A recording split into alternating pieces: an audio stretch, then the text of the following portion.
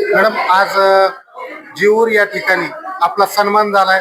जीऊरच्या लाडक्या लेकीचा सन्मान झालाय. काय कसं वाटतंय काय? नमस्कार. आज मी इथे पुण्यावरून माझ्या माहेरी आलेली आहे आणि इथे येऊन पुणे महानगरपालिकेच्या प्रभाग क्रमांक 8 औंध मधून माझं 11,800 माझं बहुमताने माझं निवड झाली. तिथे निवडून आले मी. त्या निमित्तानं इथल्या माझ्या माहेरच्या लोकांनी, आमच्या जैन बांधवांनी आणि ग्रामपंचायतच्या वतीने माझा सत्कार इथे घेतला आहे. तर त्याबद्दल माझ्या भावना अगदी दाटून आलेल्या आहेत. माहेर म्हणजे कसं असतं, दुधावरची साय, ताक असं म्हणतो. दुधावरची साय आपण असं म्हणतो. रुंजून त्या पाखरा जारे माहेरा, आईचं सांग माझ्या, थोड्याशा भावना अशा झालेल्या आहेत.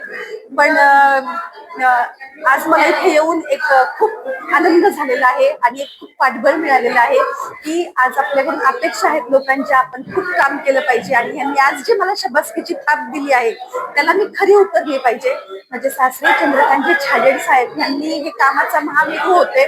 त्यांच्या पावलावर पाऊल टाकत माझे पती आनंदजी छाजेड आणि मी त्यांचा वारसा राजकारणाचा नाही, समाजसेवेचा, तो मला पुढे घेऊन जायचा आहे. असं आम्ही दोघं मिळून प्रयत्न करत आहोत आणि आज इथे बोलवलं त्याबद्दल सर्वांचे मी आभार मानेल. थँक्यू, धन्यवाद. खरं तर मॅडम, तुमचे सासरे म्हटलं तर त्यांचं एक महाराष्ट्रामध्ये वेगळं नाव लौकिक आहे. त्यांचं राजकीय आणि सामाजिक क्षेत्रामधलं नाव वेगळं आहे. तुम्हाला असं वाटलं होतं का कधी की आपल्याला सुद्धा या राजकारणात त्या समाजकारणामध्ये उतरावं लागेल? आता कसं असतं, आपण जेव्हा राजकारणी घराण्याशीच रिलेटेड असतो. माझ्या लग्नाला तर 25 वर्ष झालेली आहेत. तर मी 25 वर्ष झालं त्यांनी जे राजकारण केलं, पण त्यात कधी राजकारण येऊ दिलं नाही, समाजकारण केलं. गोरगरिबांसाठी त्यांनी सेवा केली. त्यांचं मूळ ध्येय असं होतं की गरिबांची सेवा करणं. मला निवडून देतायत तर त्याचं काहीतरी मी समाजाला देणं लागतो, ह्या विचारांवर त्यांनी राजकारण केलं आणि तोच विचारांचा वारसा पुढे घेऊन आपण तुम्ही त्या घराशी एकमेकाशी संलग्न होत असता. जेव्हा तुम्ही त्या राजकारणी घराण्यात जाता तेव्हा त्यांचे जे संस्कार असतात तेव्हा ते ऑटोमॅटिक दुसऱ्या घरातून आलेली मुलगी आपणवत असते. तसं माझं झालं. खरं तर कोणत्याही पुरुषाच्या मागे एक स्त्रीचा हात असतो, परंतु या ठिकाणी कुठेतरी वेगळं गणित ठरतंय. काय सांग? खरं तर माझे मिस्टर आहेत ना, ते 2002 आणि 7 मध्ये नगरसेवक होते. त्याच्यानंतर बीजेपी आणि काँग्रेस हे जरा गडबड होऊन आमचं जरा राजकारण थोडं मागे पडलं. पण आमच्या वॉर्डमध्ये, आमच्या प्रभागमध्ये लोकांना छाजेडांची कमी जाणवत होती. कारण पैसे घे, कुठले तरी टेंडर घे, ह्याच्यासाठी आमच्या घराण्याने कधी राजकारण केलं नाही. आमचं राजकारण गोरगरिबांच्या सेवेसाठी होतं. म्हणून लोकांना आम्ही हवेच होतो. त्यांचा आशीर्वाद आम्हाला हवा होता. त्यांनाही वाटत होतं कुठेतरी की चांगली काम करणारी राजकारणात लोक नाहीयेत. म्हणून मग ते ह्या पद्धतीने आम्ही ह्याच्यामध्ये आलो. पुण्यासारख्या एका मोठ्या शहरामध्ये एक ग्रामीण भागातनं तुम्ही त्या ठिकाणी गेलेला आहात. एक मोठी जबाबदारी तुमच्याकडे आहे. कसं ही जबाबदारी पेलवण्याचं कशा प्रकारे आता इथून पुढे तुमचं काम असतं?